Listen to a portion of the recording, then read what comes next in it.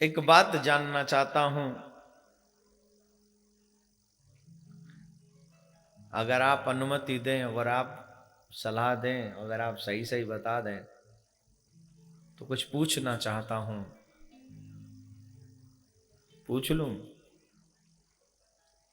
मुश्किल आंसर होगा आपके लिए। पूछूं? आपको क्या लगता है कि इस जगह पर हम लोग जहां बैठे हैं, इस संसार में दो प्रकार के लोग होते हैं, एक समझदार और एक मूर्ख। समझदार जो भला करता है, अपना भी और सबका बुरा कर लेता है और दूसरों का भी बुरा करता है। एक और बात, मूर्ख उसको भी कहते हैं जो किसी की अच्छी बात को जीवन में धारण ना करे, बेवजह सलाह दे। बेवजह किसी को मेरी सलाह की जरूरत नहीं हो, फिर भी बड़े मियां बन के सलाह देनी है। और कई वजह हैं, लेकिन सबसे बड़ा इस मानव जीवन में मूर्ख वही है जो मानव जीवन पाकर भी अपने आत्म कल्याण के विषय में चिंतन नहीं करता, अपितु अपनी झूठी शान के लिए खामा खा की बड़ी बड़ी बातें करता फिरता है, लेकिन सच्चाई की बातों को वो तिल भर भी नहीं जानता।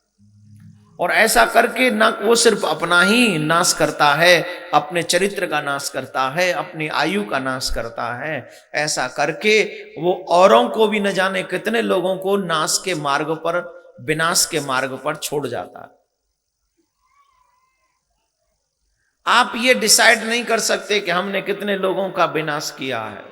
मेरे एक शब्द से अगर कोई नास्तिक बन गया, अगर वो सत्कर्म करने से बच गया या सत्कर्म करने वाली जगह पर नहीं गया, तो उसका गुनहगार मैं हूं, उसका अपराध मेरे माथे मरने वाला है, उसकी सजा परमात्मा मुझे देने वाला है।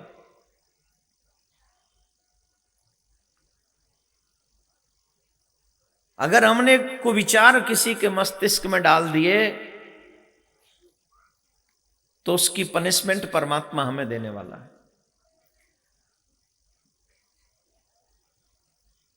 अब ये पूछना चाहता हूं कि हम लोग अपने अपना आप लोग निर्णय कर सकें खुद ही, वैसे तो मुझे मालूम है, लेकिन फिर भी आपको क्या लगता है कि हमने समझदार के कार्य ज्यादा किए हैं या मूर्खता के? ये खुद सर्च करना है आपको। बच्चे कैसे जी सकते हो आप, ये बात मैंने आपको एक दिन कही थी। वैसे ही आज ये विचार मेरे दिमाग में है कि कहने को तो दुनिया में कोई अपने आप को मूर्ख नहीं कहता, मूर्ख तो कभी भी अपने आप को मूर्ख नहीं कहता। जितना बड़ा मूर्ख होगा उतना ही बड़ा वो समझता है कि मुझसे बड़ा तो कोई समझदार दुनिया में है ही नहीं। लेकिन अकेले में बैठकर अगर हम इस बात का चिंतन करेंगे, क्या मैंने वही किया जो मुझे करना चाहिए था, या मैंने वो नहीं किया जो मुझे करना चाहिए था, या मैंने वो किया जो मुझे नहीं करना चाहिए था, ये चिंतन मेरा है, ये चिंतन मुझे अकेले को करना है, ये मेरी जिंदगी का निर्णय है, ये मेरे जीवन का डिस्कस है। और आप सबसे एक प्रार्थना है,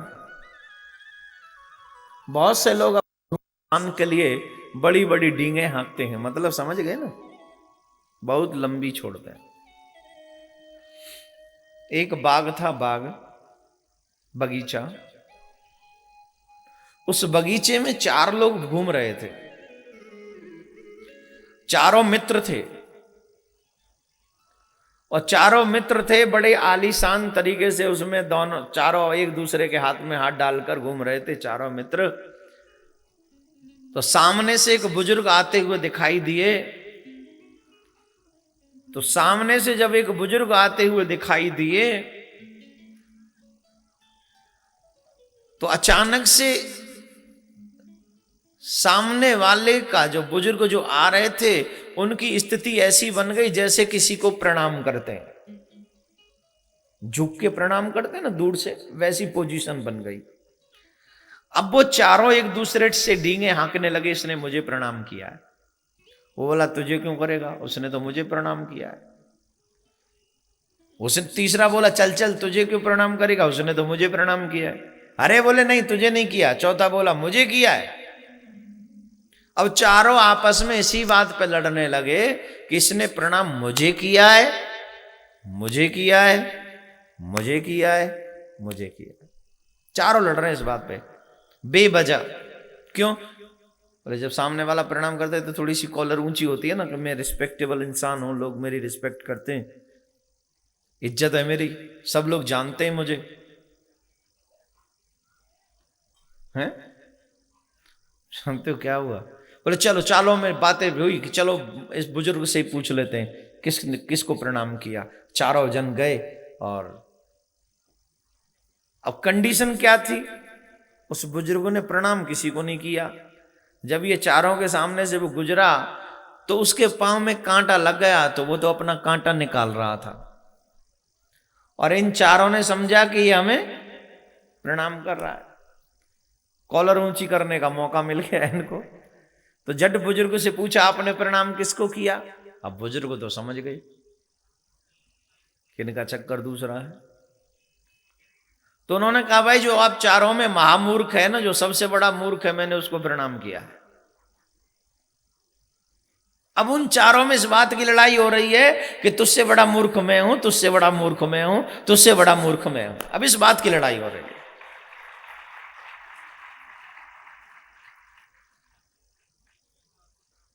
अब इस बात पे विवाद हो रहा है कि मैं तुझसे बड़ा मूर्ख हूं। किस चक्कर में? बोले प्रणाम मैंने किया, ये बात मेरी सिद्ध होनी चाहिए।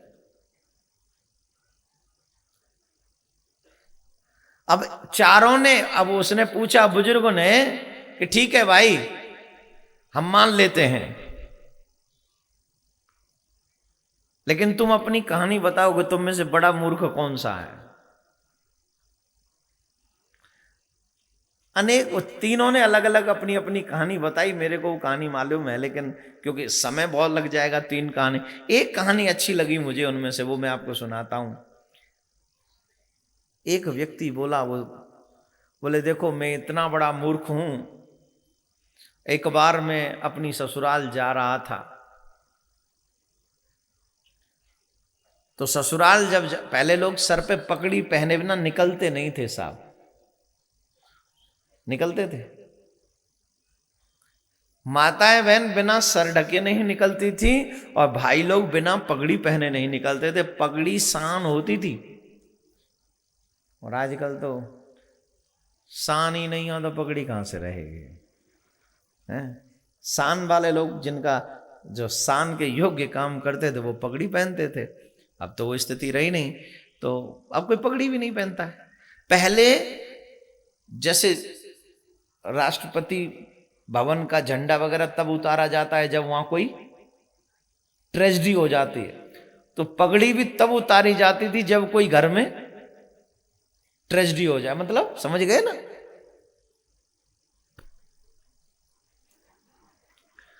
अब सारी बात नहीं बोलनी चाहिए भाई, कुछ बिना बोले भी समझ लो। तो अब क्या हुआ कि वो जब पगड़ी पहनकर जा रहे थे अपनी ससुराल, और जब ससुराल जा रहे थे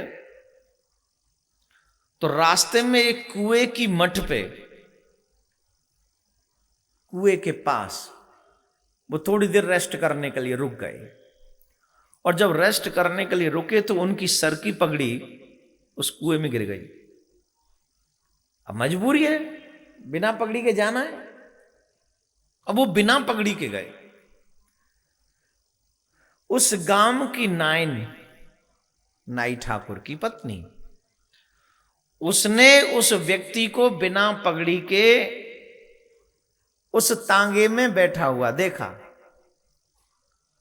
और तांगे में जब बिना पगड़ी के उस व्यक्ति को देखा तो वो जानती थी ये कौन किसका रिश्तेदार है, और उसने जाके उनके घर में कह दिया कि तुम्हारे दामाद को मैंने बिना पगड़ी के देखा है, लगता है आपकी बेटी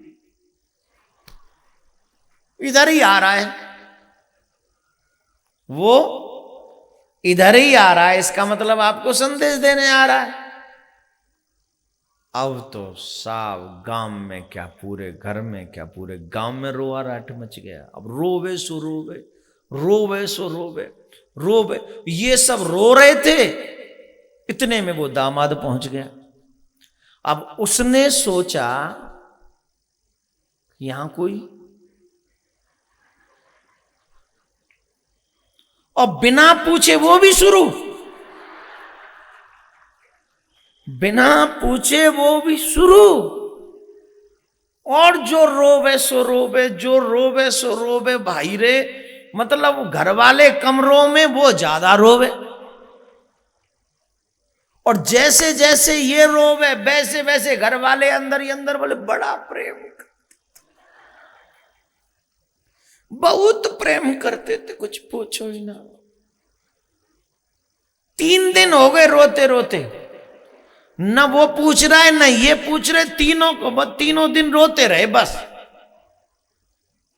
आफ्टर 3 डेज एक बाहर का व्यक्ति आया और उस बाहर के व्यक्ति ने उससे पूछा, जो भई सो भई, भगवान को जो मंजूर है वही होता है। भगवान ने जो लिख दी वो तो टाली नहीं जा सकती। बड़ी मुश्किल घड़ी है, दिल पे पत्थर रखना पड़ेगा। और समरे समरे ना भी समरे। पर एक बात बताओ, ये ट्रेजेडी हुई कैसे? समझ गए? ये घटना घटी कैसे? अब दामाद को होश आया 3 दिन बाद, बोले कौन सी घटना, कौन सी? बोले क्या हुआ था? बोले हाँ बताओ क्या हुआ था। तीसरे ने पूछा किसको, किसको क्या हुआ था? उसने भी फिर रोवे बड़ी जोर से। तीसरा फिर चुप हो गया, बोले भाई ज्यादा ही दुख है तो कुछ पूछो। फिर चुप पड़ गया। तीसरे ने भी मुंह ढक लिया। और चौथे को डाउट हुआ कुछ,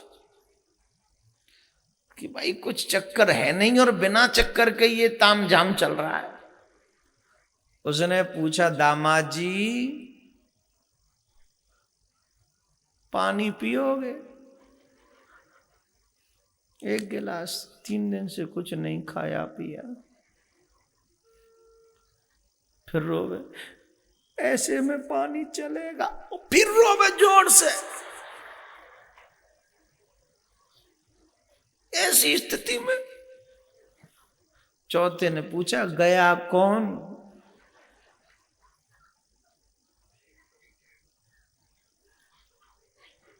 कौन गया? दामाद ने इशारा किया, दामाद ने इशारा किया ससुर की तरफ। सबको लगा ससुर की बेटी गई। फिर रोवे, जोर से रोवे। दामाद ने कहा था भाई इनसे पूछो कौन गया है, ये रो रहे। अब उसने समझा ससुर की बेटी गई तो जो रोवे सो रोवे।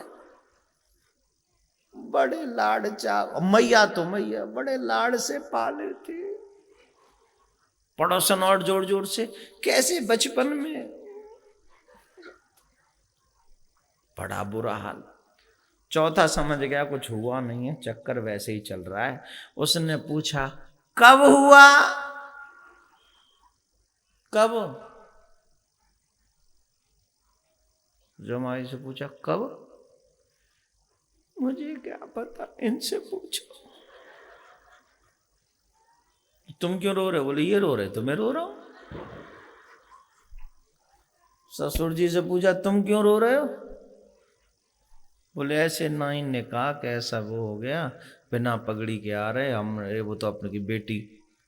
आपकी बेटी? नहीं, इट्स ओके, वो बढ़िया है, कुछ नहीं हुआ।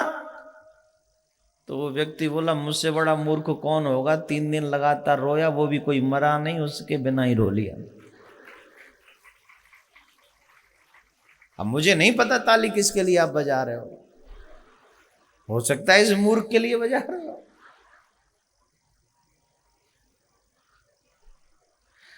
लेकिन मैं आपसे सिर्फ इतना ही प्रे करूंगा, प्रार्थना करूंगा कि आप लोग सभी बिना वजह, जैसे उसे नहीं पता था कि कौन मर गया फिर भी रो रहा है, वैसे ही हमें भी नहीं पता कि ये लोग हैं कौन और फिर भी हम इन्हीं के लिए जी रहे हैं।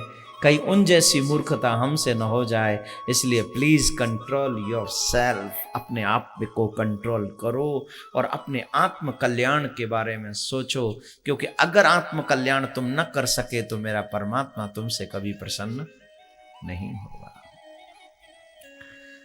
तो यही इसीलिए मैंने प्रश्न किया कि हम ये डिसाइड करें कि हम मूर्ख है कि हम समझदार हैं। ये डिसाइड कोई और नहीं करेगा, हम ही को करना पड़ेगा।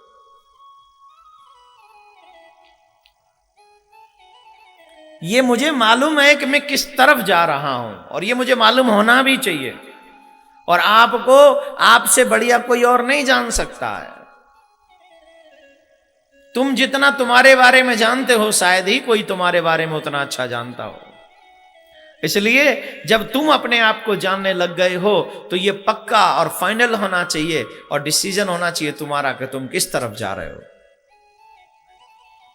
है मेरे भाई बहन, ये दिन बार बार नहीं आते, ये मानव जीवन बार बार नहीं मिलता। दुर्लभो मानसो जन्म, कहना आसान है कि दुर्लभ है, लेकिन इसकी एक एक चीज की कीमत नापने जाओगे तो आपकी एक उंगली इतनी बहुमूल्य है कि दोबारा आपको कोई आर्टिफिशियल भी नहीं लगा सकता। साहब उंगली लगा सकता है कोई? लगा भी देगा तो वो ऐसे ही रहेगी लंबी, वो इधर उधर को झुकने इधर उधर वैसे लगेगी नहीं, लगी भी जाए तो वो सबको पता चलेगी। तो भगवान ने तुम्हें एक दो नहीं पूरी 20 उंगलियां दी हैं, 10 हाथों में 10 पांवों में, कोई कीमत नहीं मांगी। इसका दुरुपयोग अगर हम करेंगे तो भगवान तो हिसाब मांगेंगे, गोविंद तो हिसाब मांगेंगे, और वो हिसाब मांगे तो हम पर हिसाब होना चाहिए। जब इनकम टैक्स वाले आकर पूछते हैं ये सब कहां से आया, तो मालिक लोग बता दें तो सही है, और न बता दें तो फिर चोर घोषित हो जाते हैं। वैसे ही हमारे जीवन का निर्णय परमात्मा को करना है, और जब वो हिसाब मांगे तो हमारे जीवन का हिसाब हम उसको दे दें, इतना हिसाब हमारा तैयार होना चाहिए। नहीं तो हम भी चोर घोषित हो जाएंगे और यमराज के सेवक बड़ी सेवा करते हैं बड़े ढंग से।